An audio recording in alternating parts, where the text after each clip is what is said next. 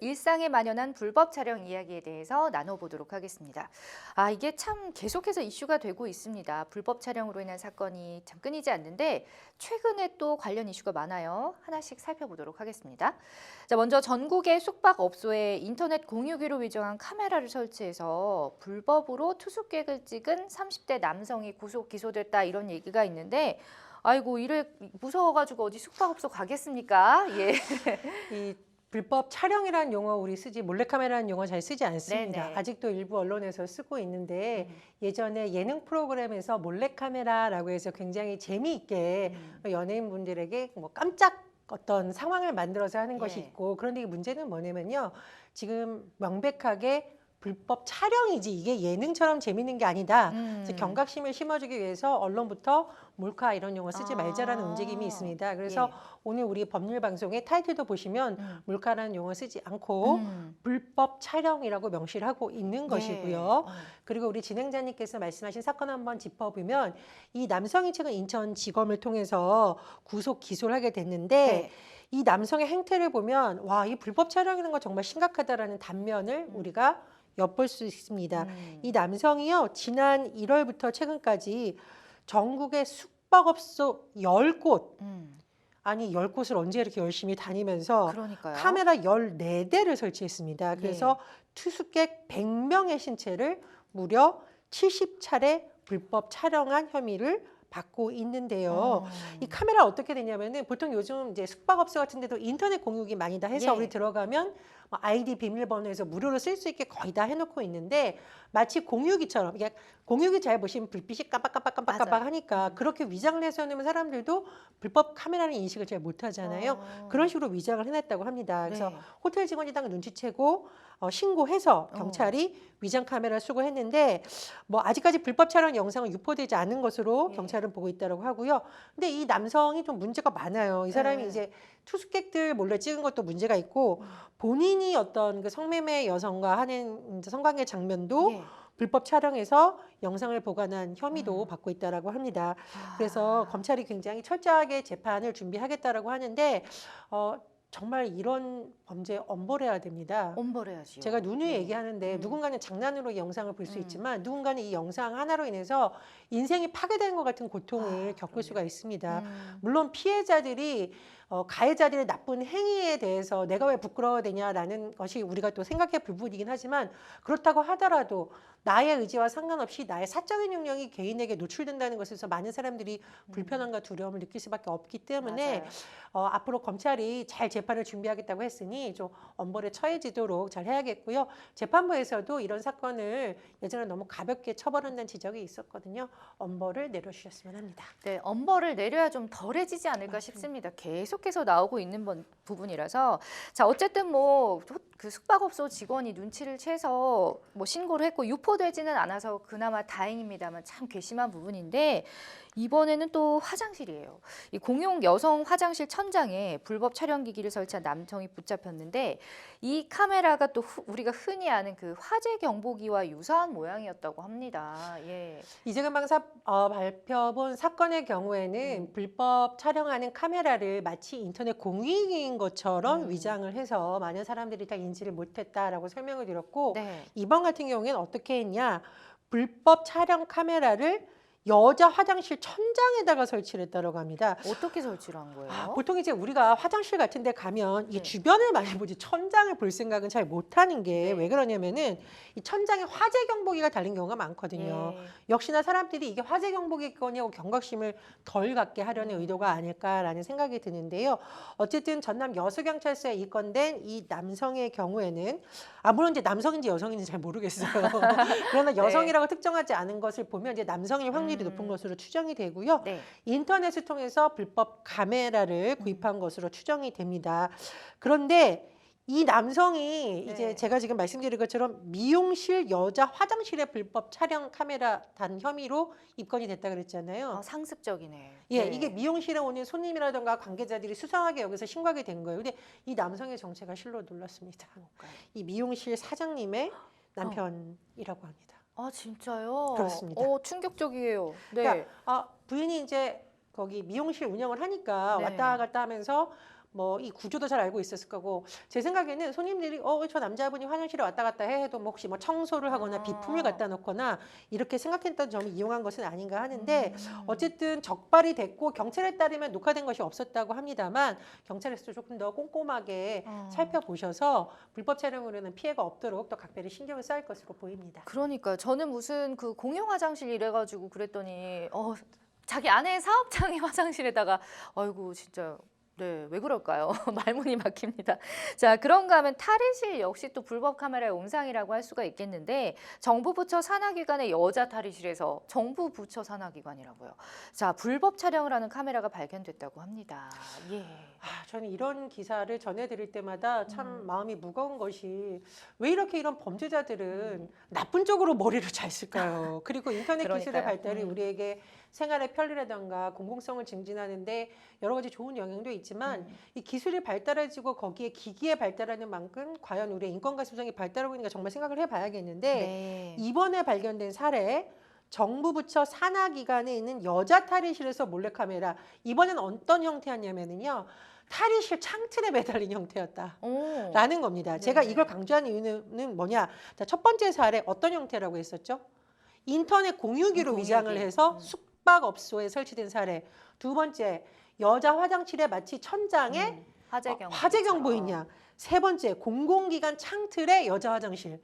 창틀에 어떻게 설치를 했을까요? 이게 아마 이제 보조 배터리가 달려 있으니까 작동이 가능하고 사람들이 뭐 창틀을 유심히 보진 않으니까요. 네네. 아마 그 부분을 노린 것 같습니다.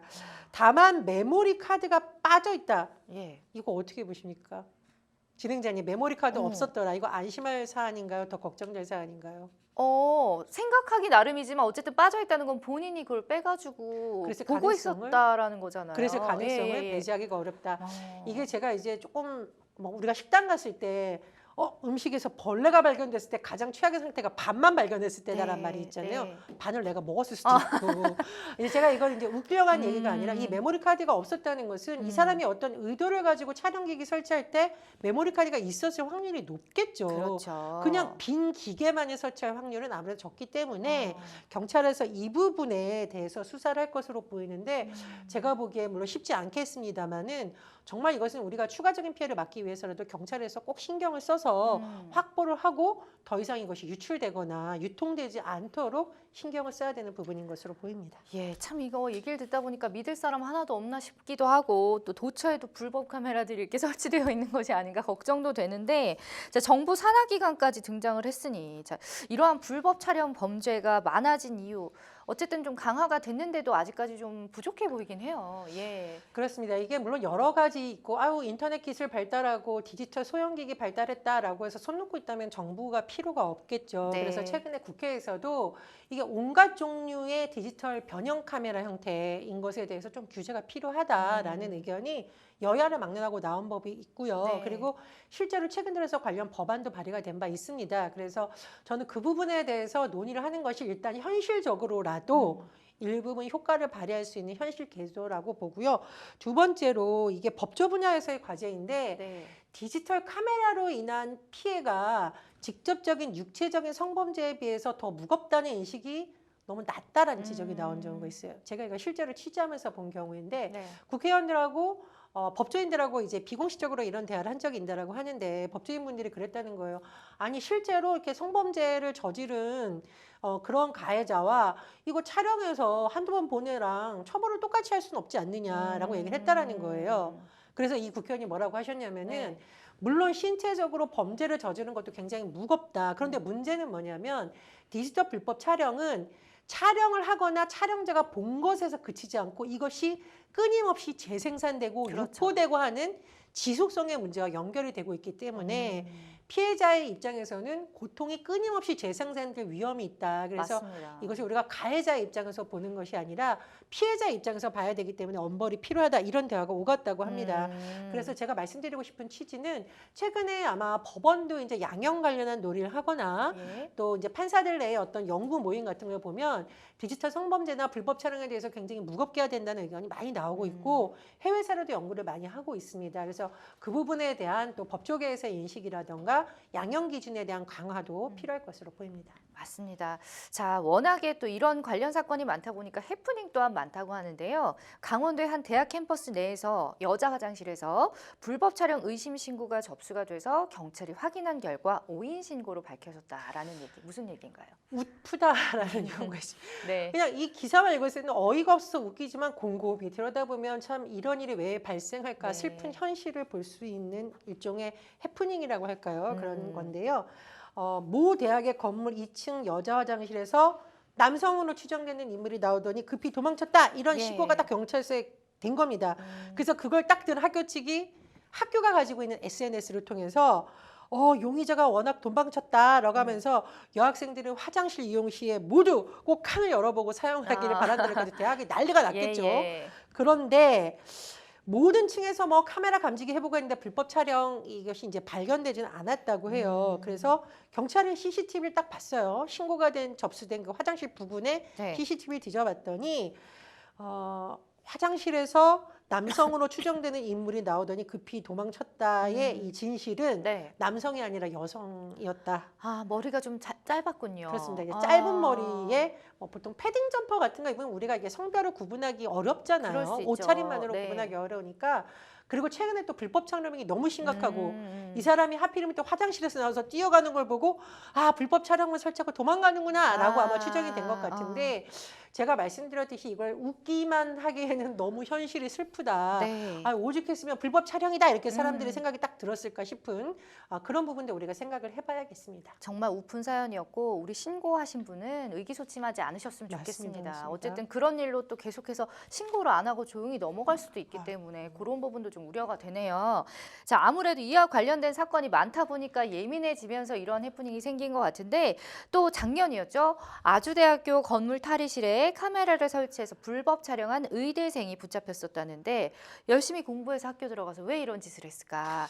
자, 어쨌든 뭐 검찰이 실형을 구형했다고 합니다. 예, 건물 탈의실에 말 그대로 불법 카메라 설치한 혐의로 기소가 된 건데요. 네. 성폭력 범죄의 처벌 등에 관한 특례법 위반입니다. 검찰이 어떻게 구형을 했냐? 징역 2년, 네. 아동 청소년 기간을 비롯한 관련 기간 3년 취업 제한을 재판장님 선고해 주십시오라고 했습니다. 이 A 씨의 범행 이게 사실 좀 굉장히 떠들썩했다는 사건이에요. 예. 일단 첫 번째 의대생이라는 것 때문입니다. 의대생은 더 도덕적이어야 되냐? 사회적으로 그런 것만은 아니지만 뭐 네, 어쨌든 왜 도덕적이어야 되냐고 생각을 하냐면요. 이제 이분들이 나서서 의사가 되잖아요. 그렇죠. 맞아요. 의사가 그냥 되는 것은 아니고 국가에서 일정 부분 자격을 인증해 주는 사람만이 이제 되는 거죠. 네. 왜 그러냐? 의사라는 사람들은 환자의 가장 숨기고 싶은 모든 신체 정보를 진료를 하면서 볼 수가 있습니다. 예. 그리고 기록을 할 수도 있습니다.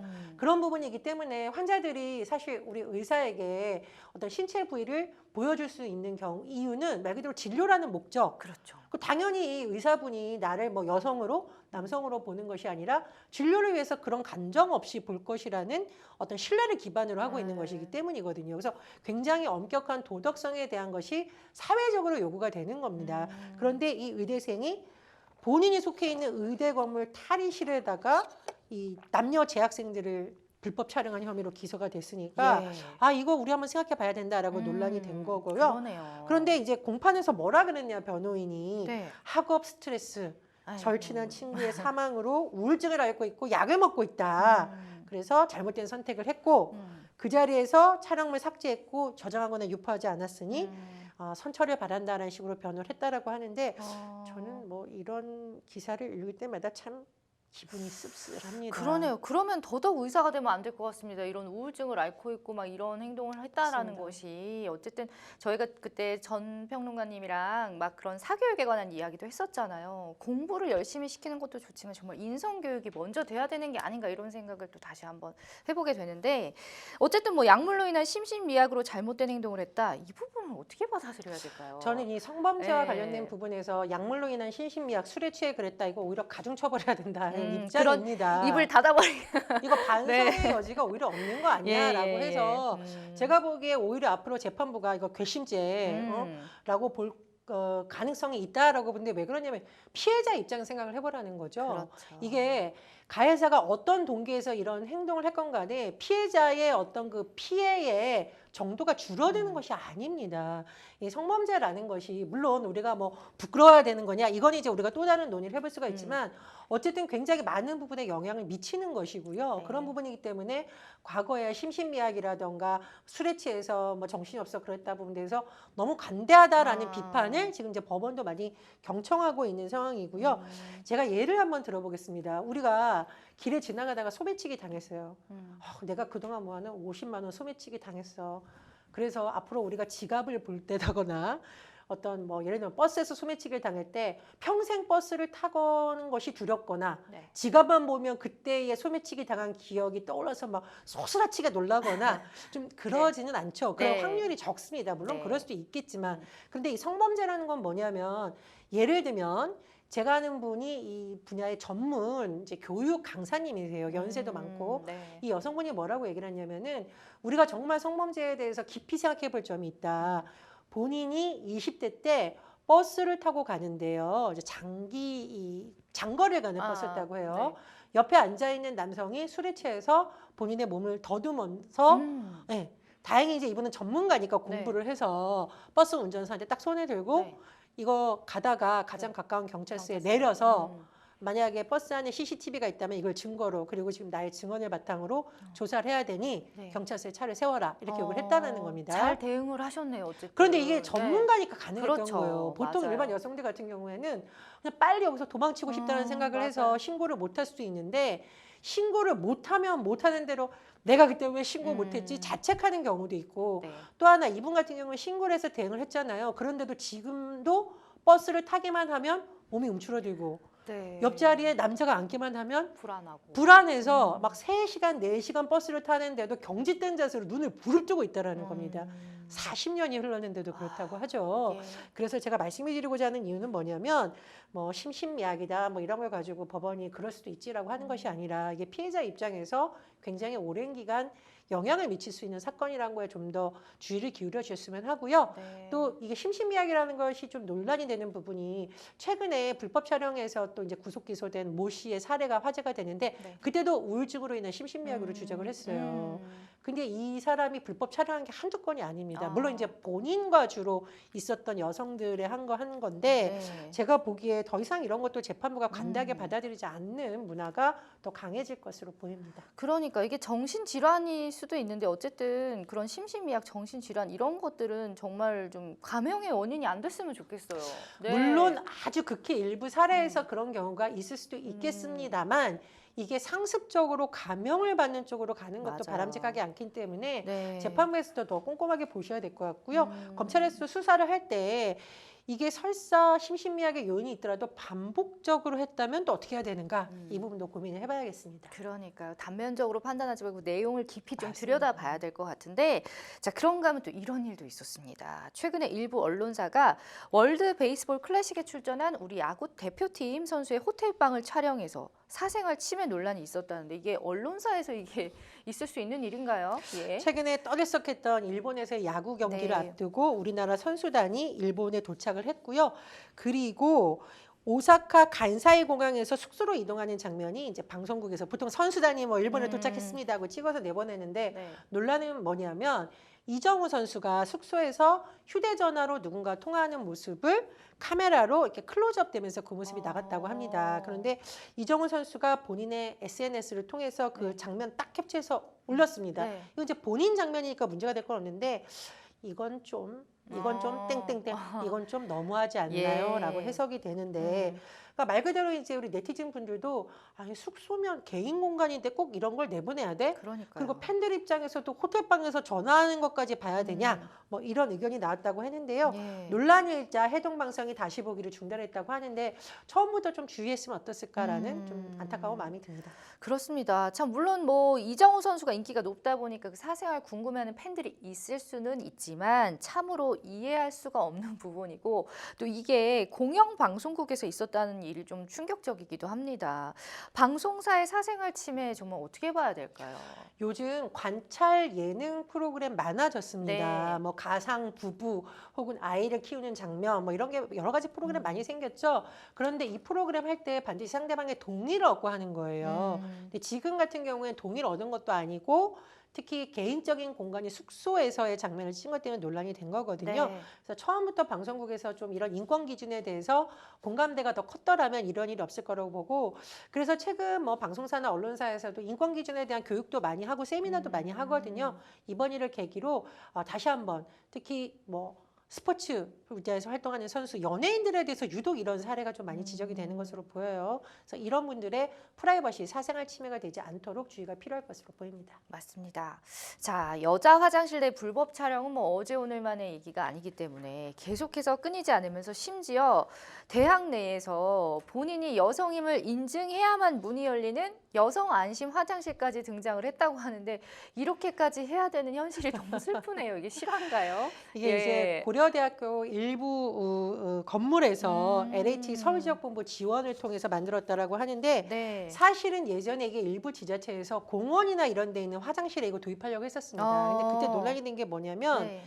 노인들이 스마트폰이나 이런 거 쓸 줄 모르는데 아. 갑자기 화장실 가고 싶으면 어떡해요? 뭐 이런 논란이 있었거든요. 네네네. 어쨌든 지금 이제 대학가인데다가 스마트폰 앱을 통해서 하는 방식을 하다 보니 비교적 대학가에서는 이런 문화가 좀 자연스럽게 받아들여진 것으로 보여요.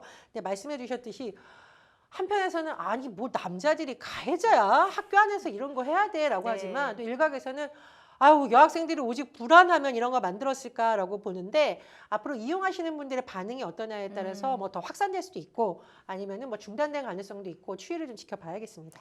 맞습니다. 자, 어쨌든 또 요즘에 코로나가 조금 주춤해졌어요. 그러면서 해외여행 가시는 분들도 또 우리나라를 역으로 찾는 관광객분들도 꽤 많아졌는데, 우리나라를 그 경찰청이 시내 주요 관광지에 신고되지 않은 불법 숙박업소를 단속한다, 이런 얘기가 있습니다.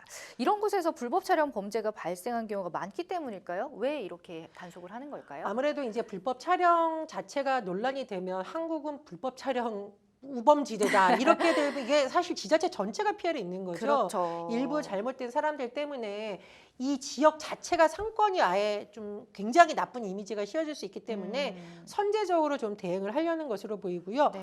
왜 모든 숙박업소가 아니라 불법 숙박업소냐? 예. 이제 불법 숙박업소 같은 경우에는 자체적으로 이런 걸 안 할 확률이 좀 더 높기 때문에 일단 뭐 좀 적극적으로 해보자라는 네. 취지로 읽힙니다. 뭐 단속을 안 하는 것보단 낫다는 생각이긴 한데요. 경찰청 통계에 따르면요, 카메라를 통해서 촬영한 성범죄는 최근 5년간 총 29,396건. 자, 이렇게 따지면 하루에 16건 정도가 되는 건데, 정말 많네요. 심각합니다. 자, 때문에 지자체도 주기적으로 또 단속을 하고 있다고요? 예를 들면 용산구의 경우에는 용산구청 관계자들, 네. 용산경찰서, 그리고 한국철도공사 이렇게 합동점검단을 꾸려서 용산 역사 화장실에 이렇게 불법 촬영 카메라가 있는지 단속을 하고, 또 시민들에게 뭔가 이렇게 나눠줬다고 합니다. 자가 탐지 카드 해서 이 카드를 통해서 불법 촬영 그 기기가 있는지 네.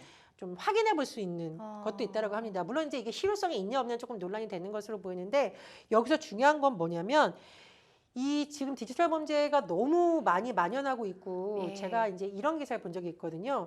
인터넷 쇼핑몰에서 한동안 송곳처럼 생긴 찌르개라는 게 불티나게 팔린다. 이 찌르개가 뭔지 아세요? 뭔가요? 화장실에 들어가서 뭔가 네. 구멍이 있다. 그러면 카메라 렌즈가 깨지도록 이렇게 쑤시는 찌를 수 거예요. 있는 이걸 여성들이 사서 가지고 다닌다. 그걸 또 그렇게까지 해서 들고 다니는 것도 좀 그러네요, 참. 그리고 보통 네. 화장실에 가면 우리가 또 급하게 들어가는데 우리가 이것까지 신경 써야 되냐. 챙겨가지고. 너무나 참 웃기고, 그러나 네. 한편으로 너무 슬픈 현실이거든요. 그래서 제가 보기에 어쨌든 지자체에서도 이렇게 단속을 하고 정부도 단속을 한다라고 하는데, 제가 또 말씀을 드리겠지만 불법 촬영 소형기기가 너무 요즘 많이 발달하고 있다고 합니다. 그래서 이 부분은 지자체가 단속으로 하기에는 좀 역부족이라는 의견도 많습니다. 그래서 네. 국회 차원에서 이 부분에 대해서 카메라 단속이나 규제에 대한 논의 법안 제가 발의했다고 말씀드렸죠.